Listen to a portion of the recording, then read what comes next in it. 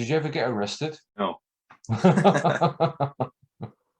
Not everything I did was perfectly legal, though. That's why I'm a little bit hesitant to talk about that kind of stuff. Right.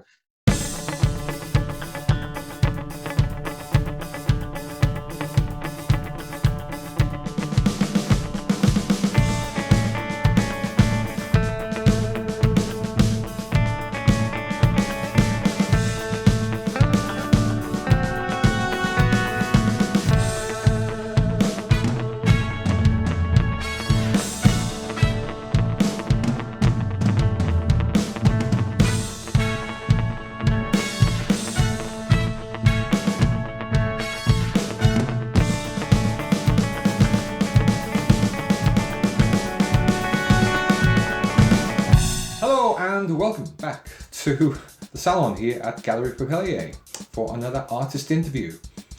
We're going to be doing an interview with an artist from Canada who is going to have an exhibition in the gallery this month.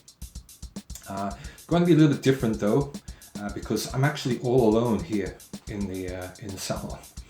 The usual man behind the scenes, MC Lido, he's off feeding deer somewhere, and the guest is also not here. So yeah, it's going to be different. So our guest is Peter Taylor. So let's talk about Peter for a little bit. During research on the internet, I found many references, often copy and pasted from the same source, referring to Peter Taylor's exploration of the themes of finding balance and finding joy in the search for balance. I'm also fascinated by his themes and the compositions of the figures that he creates in his drawing. The seemingly incongruity and awkwardness of the poses, that yet as you look longer at them, they become more flowing and maybe more spiritual. So there are two of his drawings here. The intricate patterns on the bodies of the figures do remind me of patterns we see from ancient cultures around the world. When I first met Peter at a solo show he had at Pulp Gallery here in Osaka in 2019, I also was reminded of indigenous culture from Canada. And I did ask him about this back then, but I don't remember what he said.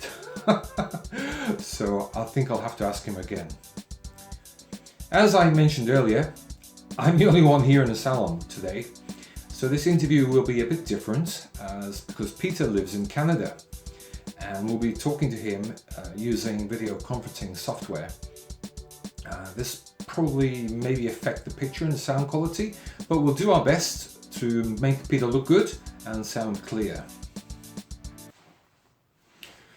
So, let's take ourselves to a small island about 200 kilometers northwest of Vancouver, British Columbia, Canada, and meet Peter Taylor. Okay, Peter, so first I would like to start with some references I found to a graffiti background. Would you like to talk a little about this? For example, how you got started and why? I came to graffiti through skateboarding. I started skateboarding when I was quite young and just appreciating the graphics on the boards and the advertisements in the magazines. And I was involved in graffiti for a number of years. It's fun. It's kind of a sport and an art mixed together. And it's really fun, just the immediacy of it to make something so big so fast. That was really, really neat. But I'm also always working on different things, large scale paintings on canvas or smaller paintings, drawings, sometimes sculpture, even sewing sometimes, and working with clay. I just like to make things, so I'm always trying new things. I'm not involved with graffiti anymore, but I'm still an appreciator of the art and the culture. I mentioned in my intro the complex patterns that appear on the bodies of the figures in your drawings. When I first met you at your solo exhibition called Free to Be at Pulp here in Osaka just over 2 years ago, these patterns were described, and I quote, cosmic cogs that can be seen as a sort of microscopic cellular design or as a macroscopic view of galaxies and universes. When the pattern is taken to mind in this way, it obscures a sense of scale, suspending the figures in a reality of their own, free to be. Unquote. Where did the inspiration come from for these? The patterning on the figures started out, I was drawing garments on the figures, and so I was drawing checkers and polka dots and paisley patterns and different flower patterns on the garments, and then that just evolved into drawing it directly onto the bodies. And the cosmic cogs, I really like the feeling that they can be microscopic or macro. You can think of it as you can think of the figure as a kind of a single-celled organism, and all those little circles and shapes in the pattern are different components of that little tiny thing. Or else you can think of those circles and shapes as, big turning galaxies in some massive universe. And in this way, it obscures a sense of scale and kind of takes them out, takes away anything that you can compare them to, kind of puts them in a world of their own. And I like to think of them that way, all by themselves in a world of their own. Staying on the subject of the patterns for a moment, on the animation blog Scribble Junkies, back in 2011, animator and contributor Patrick Smith uploaded a post about your drawings, in which he writes that, quote, the tattooed pattern on the skin gives it an Asian flavour, unquote. I guess he is referring to Yakuza tattoos. And as you have family connections with Japan, do you feel there are any Asian influences in your art? The patterning is not derived from any particular influence. It basically evolved out of doodling, just playing with the different shapes and overlapping and creating different depth, trying to keep it even and flat and consistent, balanced feel to it, but at the same time having different depth to it. If you get right into it, you can go deeper into it. The Asian influence, I'm influenced by Asian art as much as I'm influenced by art from all around the world. The First Nations art here from Canada, and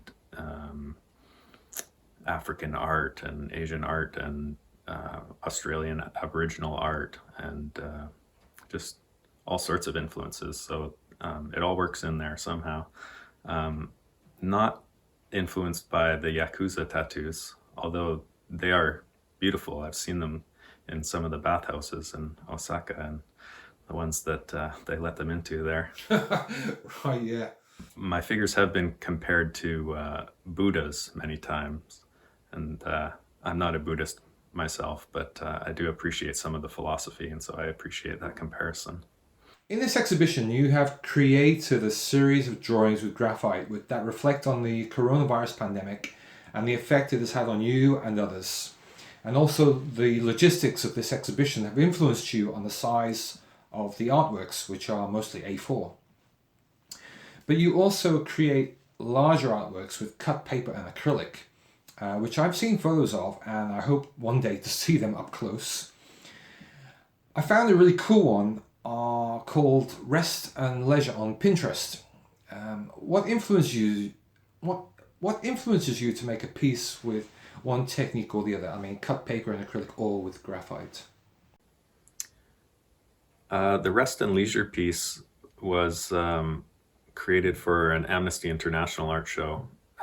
It was, I believe, the 60th anniversary of the Universal Declaration of Human Rights. And each of the artists got one of the human rights to use as an inspiration for their art. And mine was the right to rest and leisure. So that's where the title comes from. And yeah, there's a bunch of stuff in that piece. I had made some t-shirts and with silkscreen, so I had some silkscreen that I put onto paper from that, and I used components of that cut up and arranged in there, and some wallpaper, different colored papers and printed papers, different found things. A lot going on there. It's really fun. I like working with that process because it kind of leads itself. I can start to arrange the different components, and that'll inspire different ideas that I might not have had if I was just working on it as a drawing from my own thoughts. And yeah, I really enjoy that. And as well, the technique of cutting and matching the different papers. As for working on the A4 size with these new drawings, it was nice to have a different format. The A4, I usually work at a 8 by 10 inches or 11 by 14 inches are kind of my standard sizes that I use for drawings. And the A4 size is much longer, maybe not much longer, but it's a more of a rectangular shape. So that influenced the compositions of the figures, and that's part of the thing I like about these drawings is, it's an ongoing series, and there's a lot of consistency in them, but there's always new things coming to it. And so something as simple as changing the format of the paper can change the designs. Yeah, all sorts of different things. Little things can change the designs, just a new curve, a new angle, if I find how different shapes relate to each other, I can kind of extrapolate that and draw new designs from it, or just a new angle to draw the head or hand from, and stacking up different shapes differently. So it's nice to have something that's consistent but continually evolving. On your blog, I found a post called "Can't Bug Me" from 2011, where through an act of nature, shall we say, you were forced to use both techniques in the same artwork, which is quite unusual, I think. Even though the photo in the post was small, I did find that very interesting. Did this accident lead to more artwork combining both methods and techniques? Yeah, the can't bug me piece on my blog. I don't use that blog anymore. I'm just using Instagram these days, but I do recall that. It was a happy accident, I suppose. I was pretty upset. I remember when I came back to my drawing board and found that a little bug had made a mess of it. But yeah, I cut that out and replaced it with a solid piece of paper, I think. It's a little vague in my memory, but just trying to think where that fell in the process of developing some of the cut paper techniques. I think it was pretty early on. So yeah, I just cut it out and fixed it up, and it turned out pretty good, I think. So it was kind of forced me to improvise and learn something new. It was good. As I said earlier, you're in Canada, and unfortunately you can't come to Japan this time because there's a horrible bug going around, and now a madman is trying to set fire to Europe and possibly the world. However, would you like to say something about this new body of work that will be on display in the gallery this month, and the motivation and inspiration behind it?